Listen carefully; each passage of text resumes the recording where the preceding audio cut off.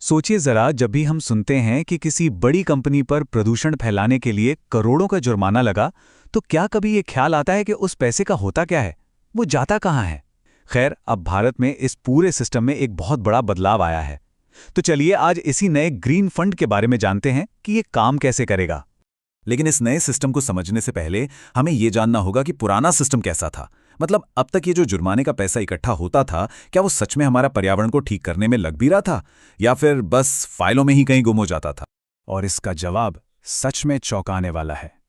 2024 की एक रिपोर्ट के मुताबिक इस पैसे का लगभग 80% हिस्सा तो कभी इस्तेमाल ही नहीं हुआ। जी हां, 80%। मतलब पैसा तो आ रहा था, लेकिन वो बस पड़ा रहता था और जमीन पर कोई काम नहीं हो रहा था। ये एक तरह से टूटे हुए सिस्टम का सबसे बड़ा सबूत था।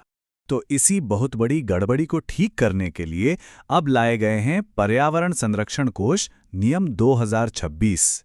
ये नियम समझिए एक पक्का प्लान है। ये पक्का करने के लिए कि अब ये पैसा सही काम में लगे। ये भारत के एनवायरमेंटल गवर्नेंस में एक बिल्कुल नया अध्याय है। तो सवाल उठता है कि ये फंड आखिर है क्या चीज? देखिए, इसे एक स्पेशल तिजोरी की तरह समझिए। एक ऐसी सरकारी तिजोरी जिसका पैसा कभी लैप्स नहीं होता। मतलब अगर पैसा साल के आखिर तक खर्च नहीं हुआ तो वो अगले साल के लिए चला जाएगा, जीरो नहीं होगा। और इसका असली मकसद है जुर्माने को सिर्फ एक सजा नहीं, बल्कि पर्यावरण को सुधारने का एक टूल बनाना। ये सोच में ही एक बहुत बड़ा बदलाव है ना?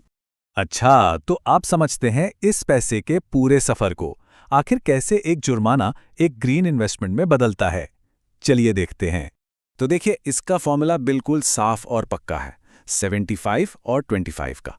मतलब 75% पैसा सीधा उस राज्य या केंद्र शासित प्रदेश को जाएगा जहां पर प्रदूषण का वो उल्लंघन हुआ है, और बाकी का 25% जाएगा केंद्र सरकार के पास। अब इसके पीछे की सोच भी बड़ी सीधी है। ज्यादातर पर्यावरण की दिक्कतें लोकल होती हैं, तो राज्यों को ज्यादा पैसा चाहिए। लेकिन कुछ बड़े नेशनल लेवल के प्रोजेक्ट्स के लिए केंद्र को भी तो फंड चाहिए होगा। और पैसा जमा करने का तरीका भी अब पूरी तरह से डिजिटल और ट्रांसपेरेंट कर दिया गया है। बस 2 सिंपल स्टेप्स हैं। पहला, जो कंपनी जुर्माना भर रही है वो ऑनलाइन भारत कोष पोर्टल के जरिए पेमेंट करेगी। ये पैसा सीधा जाएगा सरकार के मेन खजाने में, जिसे कहते हैं कंसोलिडेटेड फंड ऑफ इंडिया। फिर दूसरा स्टेप, वहां से इस पैसे को तुरंत एक अलग स्पेशल अकाउंट में डाल दिया जाएगा, जिसका नाम है पब्लिक अकाउंट, और इसी के अंदर हमारा ये पर्यावरण संरक्षण कोष बना हुआ है। तो एक तरह से पैसा आते ही सही जगह पर लॉक हो जाता है। ठीक है, पैसा आ गया, सही अकाउंट में लॉक भी हो गया। लेकिन सबसे बड़ा सवाल तो अब आता है, ये खर्च कहां होगा? और यही इस नए सिस्टम की सबसे खास बात है। इसको लेकर बहुत ही सख्त नियम बनाए गए हैं कि पैसा कहां लग सकता है और कहां बिल्कुल नहीं। नियम एकदम क्रिस्टल क्लियर हैं। देखिए, ये पैसा लगेगा कहां? पर्यावरण को हुए नुकसान की भरपाई करने में, नई क्लीन टेक्नोलॉजी पर रिसर्च में, या फिर पोल्यूशन मॉनिटरिंग के नेटवर्क बनाने में। और कहां यह पैसा बिल्कुल खर्च नहीं हो सकता?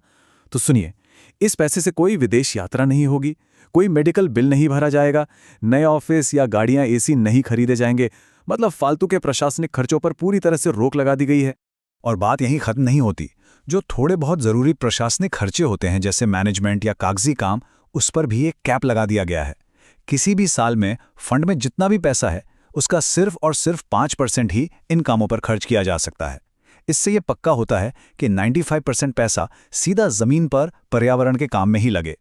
ठीक है, नियम तो बड़े अच्छे लग रहे हैं, पर इनको ईमानदारी से लागू कौन करेगा? इस पूरे सिस्टम में जवाबदेही के लिए क्या इंतजाम है? चलिए अब इन सेफ्टी गार्ड्स पर नजर डालते हैं, क्योंकि यहां निगरानी की एक नहीं बल्कि कई लेयर्स बनाई गई हैं। तो इस पैसे पर नजर रखने वाले कौन कौन हैं? देखिए, सबसे ऊपर तो हैं देश के सबसे बड़े ऑडिटर्स, CAG, यानी controller and auditor general of India. वो हर एक रुपए का हिसाब चेक करेंगे। इसके अलावा संसद और राज्यों की विधानसभाओं में भी इस पर बहस होगी। और तो और, काम ठीक से हो रहा है या नहीं, ये देखने के लिए केंद्र और राज्य लेवल पर खास प्रोजेक्ट मैनेजमेंट यूनिट्स यानी PMUs भी बनाई जाएंगी। मतलब हर लेवल पर चेकिंग होगी। और ये निगरानी सिर्फ बड़े लेवल पर नहीं है, इसे एकदम ग्रासरूट लेवल तक ट्रांसपेरेंट बनाने के लिए अलग अलग फॉर्म्स बनाए गए हैं। जैसे फॉर्म 1 में जुर्माना भरने वाली कंपनी अपनी डिटेल देगी, फॉर्म 2B में राज्य सरकार बताएगी कि पैसा कहां कहां खर्च हुआ, और फॉर्म 3 में पूरे साल की एक्टिविटी रिपोर्ट देनी होगी। मतलब एक एक रुपए का पूरा पेपर ट्रेल होगा, ताकि कोई भी पैसा इधर उधर न जा सके। यहां तक तो सब कुछ बहुत अच्छा और मजबूत लग रहा है, लेकिन अब कहानी में एक ट्विस्ट है, एक बहुत ही जरूरी और थोड़ा मुश्किल सवाल। कि क्या हमने एक ऐसा सिस्टम बना दिया है जो चलने के लिए खुद प्रदूषण पर ही निर्भर है? देखिए, इस आलोचना का मेन पॉइंट क्या है? वो ये है कि इस फंड में पैसा तभी आएगा जब कोई नियम तोड़ेगा, जब कोई प्रदूषण फैलाएगा। तो क्या इसका मतलब ये हुआ कि पर्यावरण को बचाने के लिए जो सिस्टम बनाया गया है वो खुद पर्यावरण की बर्बादी पर डिपेंडेंट हो गया है? ये एक अजीब सा विरोधाभास है और इस पर सोचना वाकई बहुत जरूरी है। लेकिन आखिर में जो सबसे जरूरी बात है वो है सोच में बदलाव। इस नए सिस्टम का फोकस सजा देना नहीं है, इसका फोकस है जुर्माने के पैसे को एक इन्वेस्टमेंट की तरह देखना, एक ऐसा इन्वेस्टमेंट जो भविष्य में होने वाले प्रदूषण को रोकने के लिए इंफ्रास्ट्रक्चर तैयार करे। तो ये सिर्फ सजा से कहीं आगे जाकर सुधार की तरफ एक बहुत बड़ा और जरूरी कदम है। तो ये थी पूरी कहानी भारत के नए ग्रीन फंड की। अगर आपको हमारे विश्लेषण पसंद आया और आप ऐसे ही और मुद्दों को गहराई से समझना चाहते हैं तो लाइक, शेयर और सब्सक्राइब जरूर करें। हम आगे भी ऐसे ही जानकारी भरे विषय लाते रहेंगे।